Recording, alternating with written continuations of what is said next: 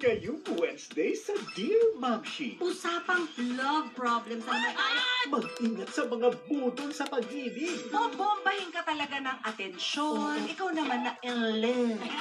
At sa payong Mamshi ay makinig. Sabi niya, mahal ka niya. Nararamdaman mo ba? Kasi kung nararamdaman mo, hindi ka na magtatanong sa akin. Sinungaling ka! Hindi mo deserve yung hurt na yan. Gumising ka na dyan! Magandang buhat